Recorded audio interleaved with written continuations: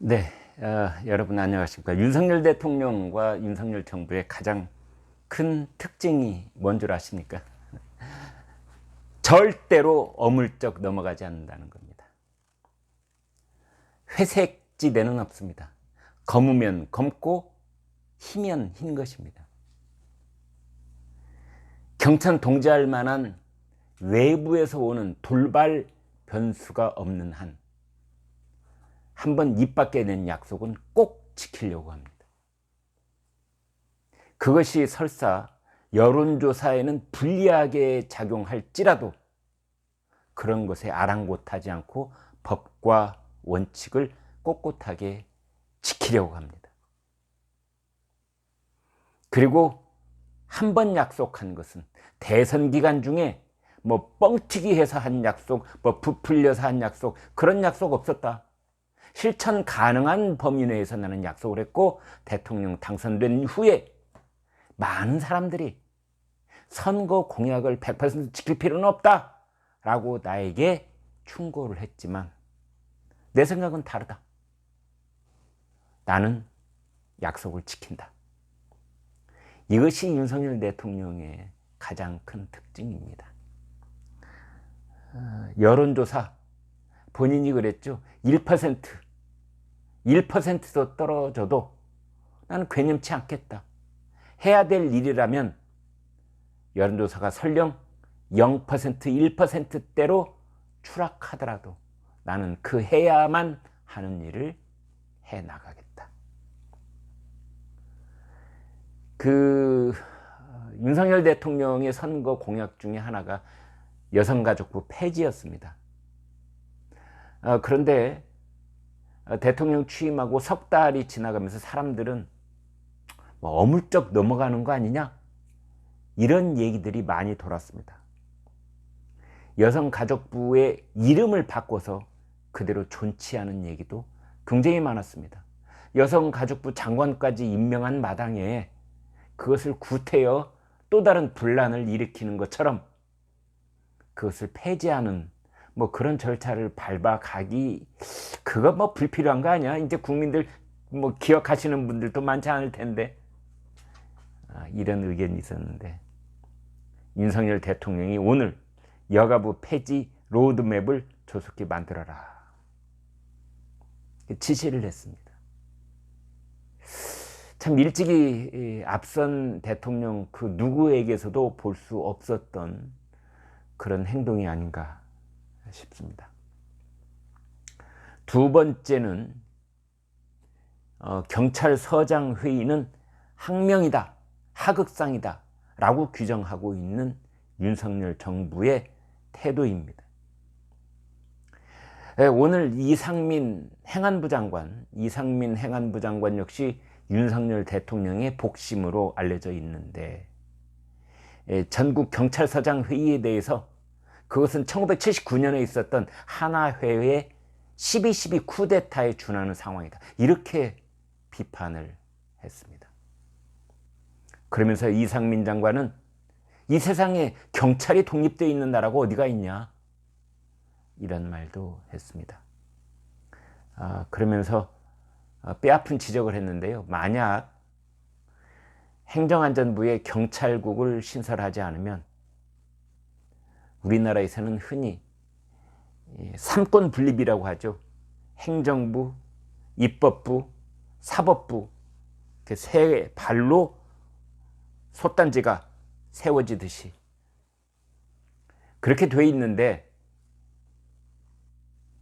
만약에 경찰이 그 어디에도 소속되어 있지 않다고 하면은 그것은 삼권 분립의 3부 플러스 제4부 경찰부라는 것이 생기는 것이나 마찬가지다.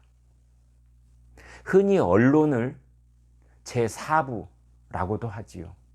그런데 이제 언론을 제끼고 경찰이 제4부가 되는 것 아니냐, 경찰부가 생기는 것 아니냐. 윤익은 경찰청장 후보자도 경찰의 집단 행동이 국민의 우려를 야기하고 있다, 이렇게 얘기를 했습니다.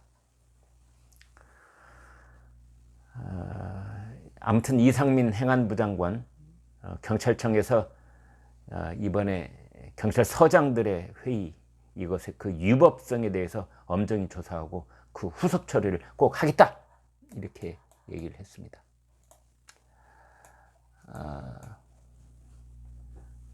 이제 구체적인 설명으로는 그동안 역대 정부에서는 헌법과 법률이 명하는 시스템과 계통을 무시하고 대통령실에 파견된 민정수석, 치안비서관, 이런 곳에서 사실상 경찰 공무원을 통해 음성적으로 경찰 업무를 지휘해 온 것 아니냐.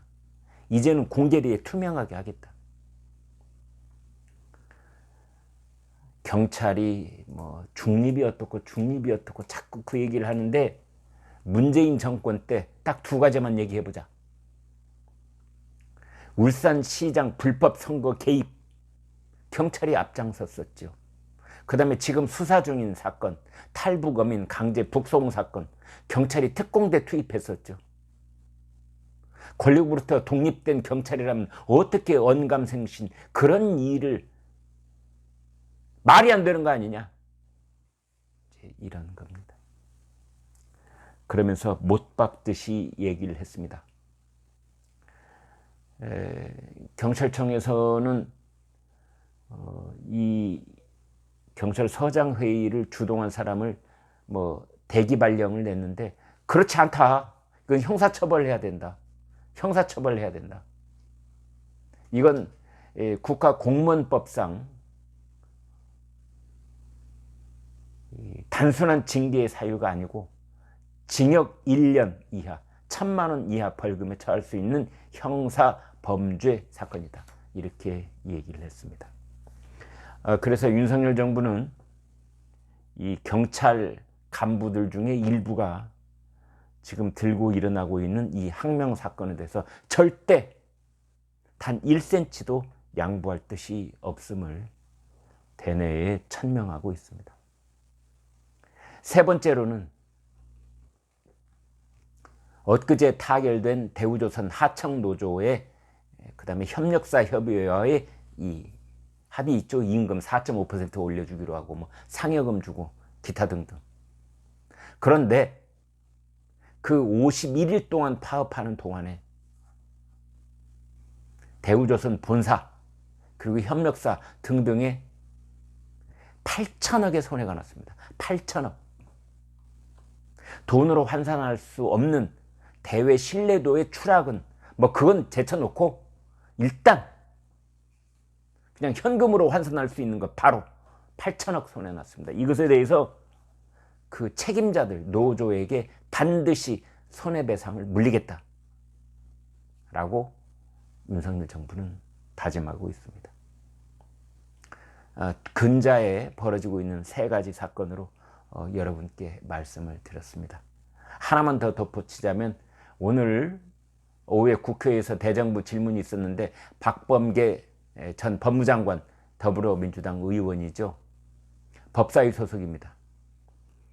한동훈 현 법무장관을 불러내가지고 여러 가지 질문을 하더군요. 참.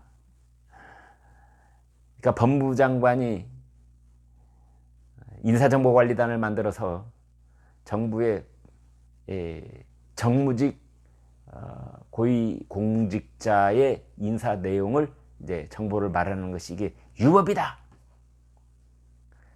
그러자 한동훈 법무장관이 그건 대통령의 권한을 일부를 위임받아서 대통령이 의뢰한 사항에 대해서 객관적이고 아무런 판단을 하지 않는 1차적인 정보 자료를 만들어서 다시 대통령실로 올려보내는 그런 작업을 할 뿐이다. 그렇게 대답을 하더군요. 만약 지금 법무부에서 하고 있는 그 인사검증 업무가 위법이라면 문재인 정권 때 민정수석실에서 했던 인사검증도 위법이다. 원래 인사검증은 인사혁신처에서 해야 된다. 문재인 정권에서도 인사혁신처가 해야 될 일을 민정수석실에 위임받아서 한 것이다. 마찬가지로 지금 윤석열 정부에서도 인사검증의 업무 일부를 법무부 장관에게 위임해서 하고 있는 것이다. 이게 왜 불법이냐? 박범계 장관이 꼼짝을 못하더군요. 네, 한 가지 박범계 의원에게 유감스러운 것은 말 중간중간에 말이 짧아지더라고요. 중간중간에 반말 비슷하게 끝까지 씁니까, 씁니다, 요 이렇게 끝나는 게 아니라 중간에 그 요, 다, 가 라고 해야 되는 부분을 잘라내버리고 반말을 쓰는 투 그걸 하더라고요. 자기는 의원이고 상대는 국무위원이다 이거죠. 그런 태도 하나하나에 국민들이 실망한다는 거, 박범계 의원은 모르는 것 같습니다. 네, 여기까지 말씀드리겠습니다. 구독, 좋아요 부탁드리겠습니다. 고맙습니다.